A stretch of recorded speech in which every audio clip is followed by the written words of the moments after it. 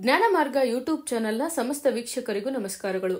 2025ರಲ್ಲಿ ತುಲಾ ರಾಶಿಯವರಿಗೆ ಹೇಗಿರಲಿದೆ? ವೃತ್ತಿ, ಆರ್ಥಿಕ ವಿಷಯದಲ್ಲಿ ಲಾಭಗಳಿವೆಯಾ? ಆರೋಗ್ಯ, ಉದ್ಯೋಗ, ಶೈಕ್ಷಣಿಕ, ಕುಟುಂಬ, ವ್ಯಾಪಾರ ಹೀಗೆ ಎಲ್ಲಾ ವಿಚಾರದಲ್ಲೂ ಈ ವರ್ಷ ಶುಭ ಫಲಗಳು ಸಿಗುವುದಾ? ಹಾಗೂ ತುಲಾ ರಾಶಿಯವರು ಮಾಡಿಕೊಳ್ಳಬೇಕಾದ ಪರಿಹಾರಗಳೇನೆಂದು ಈ ವಿಡಿಯೋದಲ್ಲಿ ತಿಳಿಯೋಣ. ಹಾಗೆಯೇ ಉಳಿದ ರಾಶಿಗಳ ವಿಡಿಯೋಗಳು ಮತ್ತು ಆಧ್ಯಾತ್ಮಿಕ, ಧಾರ್ಮಿಕ, ಜ್ಯೋತಿಷ ವಿಚಾರಗಳನ್ನು ನಿಮ್ಮ ಮುಂದೆ ಇಡುವ ನಮ್ಮ ಈ ಪ್ರಯತ್ನಕ್ಕಾಗಿ ಸಬ್ಸ್ಕ್ರೈಬ್ ಮಾಡಿಕೊಳ್ಳಿ, ನಮಗೆ ಪ್ರೋತ್ಸಾಹ ನೀಡಿ. ತುಲಾ ರಾಶಿಯವರ ಆರ್ಥಿಕ ಸ್ಥಿತಿಯನ್ನು ನೋಡುವುದಾದರೆ ಆರ್ಥಿಕ ಸ್ಥಿತಿ ಸಾಕಷ್ಟು ಉತ್ತಮವಾಗಿರಲಿದೆ. ಅತ್ಯಂತ ಹೆಚ್ಚಿನ ಲಾಭಗಳನ್ನು ಪಡೆಯುವ ಯೋಗವಿದೆ. ಫೆಬ್ರವರಿಯಲ್ಲಿ ವ್ಯಾಪಾರಿಗಳಿಗೆ, ಸಿನಿಮಾ, ಮಾಧ್ಯಮ, ಇಂಜಿನಿಯರ್ಗಳಿಗೆ, ವೈದ್ಯಕೀಯ ರಂಗದವರಿಗೆ, ಸಣ್ಣ ಪುಟ್ಟ ವ್ಯಾಪಾರಿಗಳಿಗೂ ಅಧಿಕ ಲಾಭಗಳು ಸಿಗುವುದು. ಈ ಸಮಯದಲ್ಲಿ ನಿಮಗೆ ಬಂದ ಲಾಭವನ್ನು ಮತ್ತೆ ಹೂಡಿಕೆ ಮಾಡಿ ಚಿನ್ನ, ಬೆಳ್ಳಿ ಖರೀದಿಸಿ. ಸಾಧ್ಯವಾದರೆ ಸರಿಯಾದ ಮಾರ್ಗದರ್ಶನ ಪಡೆದುಕೊಂಡು ಸ್ಟಾಕ್ ಮಾರ್ಕೆಟ್ ಅಥವಾ ರಿಯಲ್ ಎಸ್ಟೇಟ್ ನಲ್ಲಿ ಹೂಡಿಕೆ ಮಾಡುವುದರಿಂದ ಮುಂದಿನ ದಿನಗಳಲ್ಲಿ ಹೆಚ್ಚು ಲಾಭ ಪಡೆಯುವ ಸಾಧ್ಯತೆ ಇದೆ. ಗುರುಗ್ರಹ ಸಂಚಾರದ ನಂತರ ನಿಮಗೆ ಶನಿಯ ಅನುಗ್ರಹವೂ ಸಿಗುವುದು. ಅಕ್ಟೋಬರ್, ನವೆಂಬರ್ ನಲ್ಲಿ ಸ್ವಲ್ಪ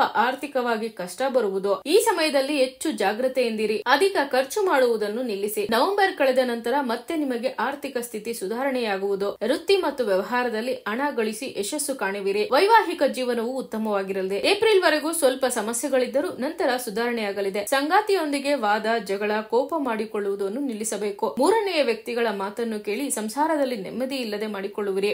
ಅದು ಹೆಂಡತಿಯಾಗಲಿ ಅಥವಾ ಗಂಡನಾಗಲಿ. ಮೂರನೆಯ ವ್ಯಕ್ತಿಗಳು ಹೇಳುವುದನ್ನು ತಕ್ಷಣವೇ ನಂಬುವುದು ಒಳ್ಳೆಯದಲ್ಲ. ನಿಮ್ಮ ಜಗಳಗಳು ಮಕ್ಕಳ ಮನಸ್ಸಿನ ಮೇಲೆ ಅಪಾರ ಪರಿಣಾಮಗಳು ಬೀರುತ್ತವೆ. ಹಾಗೆಯೇ ಕುಟುಂಬದಲ್ಲೂ ಇದರ ಪರಿಣಾಮ ಬೀರುವುದು. ಅವರಿಗೂ ನೆಮ್ಮದಿ ಕೆಡುವುದು. ಈ ಸಮಯದಲ್ಲಿ 2 ಮುಖದ ರುದ್ರಾಕ್ಷಿಯನ್ನು ಗುರುಮುಖೇನ ಪಡೆದು ಗಂಡ ಹೆಂಡತಿ ಇಬ್ಬರು ಧರಿಸುವುದು ಉತ್ತಮ. ಮೇ ನಂತರ ಅಂದರೆ ಗುರುವಿನ ಸಂಚಾರದ ನಂತರ ದಾಂಪತ್ಯಕ್ಕೆ ಸಂಬಂಧಿಸಿದ ಎಲ್ಲಾ ಸಮಸ್ಯೆಗಳು ನಿಧಾನವಾಗಿ ಸರಿ ಹೋಗುವವು. ಎಲ್ಲಾ ಮನಸ್ತಾಪಗಳು ಮತ್ತು ತಪ್ಪು ತಿಳುವಳಿಕೆಗಳು ದೂರವಾಗಿ ಅನ್ಯೋನ್ಯತೆ ಹೆಚ್ಚುವುದು. ಧಾರ್ಮಿಕ ಕ್ಷೇತ್ರಗಳಿಗೆ ಪ್ರಯಾಣಿಸುವಿರಿ. ಈ ಅವಧಿಯಲ್ಲಿ ನಿಮ್ಮಿಬ್ಬರ ನಡುವಿನ ಸಂಬಂಧ ಸಾಕಷ್ಟು ಬಲಗೊಳ್ಳಲಿದೆ. ನವ ವಿವಾಹಿತರಿಗೆ ಸಂತಾನ ಯೋಗವಿದೆ. ಕಷ್ಟ ಬಂದಾಗ ದೂರವಾಗದೆ ಒಂದಾಗಿ ಅರ್ಥ ಮಾಡಿಕೊಳ್ಳಿ. ಸುಖ ಬಂದಾಗ ನಿಮ್ಮಿಬ್ಬರ ಜೀವನ ಮತ್ತಷ್ಟು ಸುಖವಾಗಿರಲು ಸಹಾಯವಾಗುವುದು. ತುಲಾ ರಾಶಿಯವರ ಶಿಕ್ಷಣ ಹೇಗಿದೆ ಅಂದ್ರೆ 2025ರ ಹೊಸ ವರ್ಷದಲ್ಲಿ ಸ್ವಲ್ಪ ಕಠಿಣ ಶ್ರಮ ಪಡಬೇಕು. ಕಷ್ಟದಿಂದಲೇ ಹೆಚ್ಚಿನ ಯಶಸ್ಸು ಪಡೆಯಲು ಸಾಧ್ಯವಾದಷ್ಟು ಹೊಸ ವಿಚಾರಗಳನ್ನು ತಿಳಿಯಲು ಮತ್ತು ಕಲಿಯಲು ಪ್ರಯತ್ನಿಸಿ. ನಿಮ್ಮನ್ನು ನೀವು ಅಪ್ಡೇಟ್ ಮಾಡಿಕೊಳ್ಳಿ. ಸ್ಪರ್ಧಾತ್ಮಕ ಪರೀಕ್ಷೆಗಳಿಗೆ ತಯಾರಿ ನಡೆಸುತ್ತಿದ್ದರೆ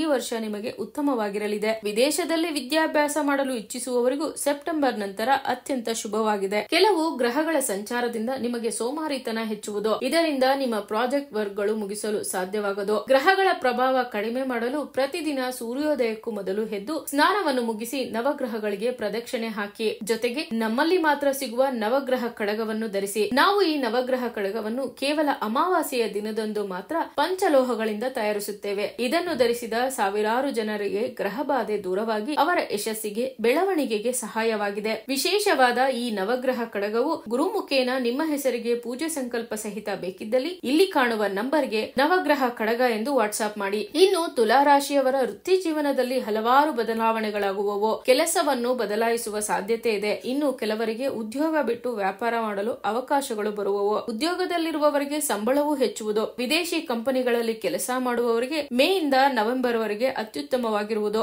ಈ ಅವಧಿಯಲ್ಲಿ ವಿದೇಶಕ್ಕೆ ಪ್ರಯಾಣಿಸುವ ಯೋಗವಿದೆ. ಪ್ರಮೋಷನ್ ಸಿಗುವುದು. ಹೀಗೆ ದಿನೇ ದಿನೇ ನಿಮ್ಮ ಅಭಿವೃದ್ಧಿಯಾಗಲಿದೆ. ಆದರೆ ಉದ್ಯೋಗಸ್ಥರಿಗೂ ಕೆಲವು ಗ್ರಹಗಳ ಬದಲಾವಣೆಯಿಂದ ಸೋಮಾರಿತನ, ಹಿರಿಯ ಅಧಿಕಾರಿಗಳ ಜೊತೆ ಜಗಳಗಳು, ಮನಸ್ತಾಪಗಳು ಬರುವ ಸಾಧ್ಯತೆ ಇದೆ. ನೀವು ಸಹ ನವಗ್ರಹ ಕಡಗವನ್ನು ಧರಿಸುವುದು ಒಳ್ಳೆಯದು. ತುಲಾ ರಾಶಿಯವರ ಪ್ರೀತಿ ಜೀವನದಲ್ಲಿ ಅಪಾರ್ಥಗಳೇ ಹೆಚ್ಚು ಹಾನಿ ಮಾಡುವುದು. ಕೆಲವು ನಕಾರಾತ್ಮಕ ವಿಚಾರಗಳು ನಡೆಯುವ ಸಾಧ್ಯತೆ ಇದೆ. ಅಂದರೆ ನಿಮ್ಮ ಪ್ರೀತಿಯ ಸಂಗಾತಿ ನಿಮ್ಮಿಂದ ದೂರವಾಗಬಹುದು ಅಥವಾ ನಿಮ್ಮ ಪ್ರೀತಿಯನ್ನು ನಿಮ್ಮ ಕುಟುಂಬದವರು ನಿರಾಕರಿಸಬಹುದು. ನಿಮ್ಮ ಕೋಪ ಮತ್ತು ಈಗೋಗಳಿಂದ ಹಲವಾರು ಮನಸ್ತಾಪಗಳು ಬರಬಹುದು. ಹೀಗೆ ಸ್ವಲ್ಪ ಗೊಂದಲಮಯವಾಗಿರುವ ಸಾಧ್ಯತೆ ಇದೆ. ಹಾಗಾಗಿ ಪ್ರೀತಿಯಲ್ಲಿರುವವರು ಸ್ವಲ್ಪ ಜಾಗ್ರತೆಯಿಂದ ಒಬ್ಬರನ್ನೊಬ್ಬರು ಅರ್ಥ ಮಾಡಿಕೊಂಡು ಒಂದಾಗಿರುವುದು ಬಹಳ ಮುಖ್ಯ. ಲವ್ ಸ್ಟೋನ್ ಎಂದೇ ಕರೆಯುವ ರೋಸ್ ಕ್ವಾರ್ಟ್ಸ್ ಮಾಲೆ ಅಥವಾ ಕೈಕಂಕಣವನ್ನು ಧರಿಸಿ. ನಿಮ್ಮ ಪ್ರೀತಿ ಬಾಂಧವ್ಯ ಮತ್ತಷ್ಟು ಬಲಗೊಳ್ಳುವುದು.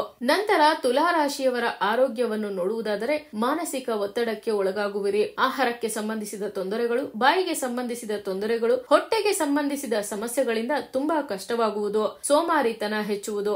ಜೀವನವೇ ಬೇಡ ಎನ್ನಿಸುವ ಸಾಧ್ಯತೆಯೂ ಇದೆ. ಆದರೂ ನೀವು ಭಯಪಡದೆ ಸೂಕ್ತ ವೈದ್ಯರ ಸಲಹೆ ಮತ್ತು ಔಷಧಿಗಳನ್ನು ತೆಗೆದುಕೊಂಡು ಧೈರ್ಯವಾಗಿರಬೇಕು. ಸದಾ ಈಶ್ವರನ ಧ್ಯಾನ ಮಾಡಿ. ಹೊಸ ವಿಚಾರಗಳನ್ನು ಕಲಿಯಲು ಆಸಕ್ತಿ ತೋರಿಸಿ. ಮಹಾ ಮೃತ್ಯುಂಜಯ ಮಂತ್ರವನ್ನು ಪಠಿಸುತ್ತಾ ಸಪ್ತಚಕ್ರ ಮಾಲೆ ಅಥವಾ ಕೈಕಂಕಣವನ್ನು ಧರಿಸಿ. ತಪ್ಪದೆ ಕರುಂಗಾಲಿ ಮಾಲೆಯನ್ನು ಮಾಲೆಯನ್ನು ಸಹ ಧರಿಸಿ. ಇದರಿಂದ ಮಾನಸಿಕ ಚಿಂತೆ ದೂರವಾಗುವುದು, ಹೊಸ ಚೈತನ್ಯ ಮೂಡಲು ಸಹಾಯವಾಗುವುದು.